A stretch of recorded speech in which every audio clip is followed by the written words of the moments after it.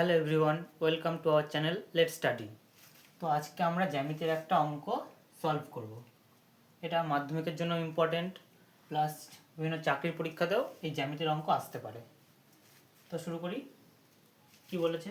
ও কেন্দ্রীয় বৃত্তে এবি একটি ব্যাস, এসি জ্যা কেন্দ্রে 60 ডিগ্রি কোণ উৎপন্ন করলে কোণ ওসিবি এর মান কত?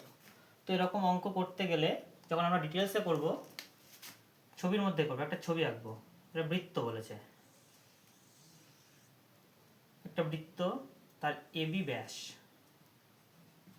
ব্যাস, এটা কেন্দ্র ও। এবার বলেছে কি এসি যা কেন্দ্রে 60 ডিগ্রি কোণ উৎপন্ন করবে, তাই তো? তাহলে এসি একটা নিলাম যা, যেটা কেন্দ্রে 60 ডিগ্রি কোণ উৎপন্ন করবে। তাহলে কোণ ওসিবি এর মান কত? ও সিবি এই কোণটার মান কত? তাহলে প্রথমে আমরা কি করব, এই ত্রিভুজটা নিয়ে দেখব। এই দুটো ব্যাসার্ধ দুটো সমান, তাহলে এই ত্রিভুজের দুটো বাহু সমান, তাহলে এটা সমদ্বিবাহু ত্রিভুজ। তাহলে সমদ্বিবাহু ত্রিভুজে আমরা কি জানি? সমান বাহু দুটির বিপরীত কোণ সমান, তাহলে এই দুটো কোণ সমান।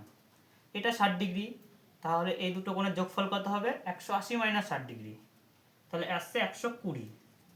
দুটো কোণ যেহেতু সমান, তাহলে প্রতিটি কোণ কত করে আসবে? 60 ডিগ্রি করে। তাহলে এটাও 60 ডিগ্রি, এটাও 60 ডিগ্রি।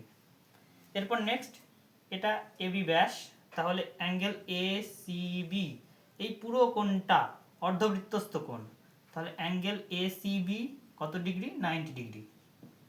তাহলে ও সি বি এর মান কত হবে? ও সি বি সমান এই 90 ডিগ্রি থেকে যদি আমরা 60 ডিগ্রি বাদ দিয়ে দিই, তাহলে এটা পাবো।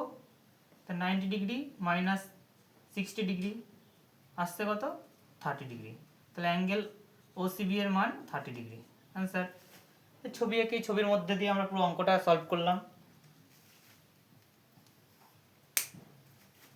এরকম আরও ভিডিও পেতে আমাদের চ্যানেলটা সাবস্ক্রাইব করে দিও, আর ভিডিওটা ভালো লাগলে লাইক শেয়ার কমেন্ট করে দিও। Thank you.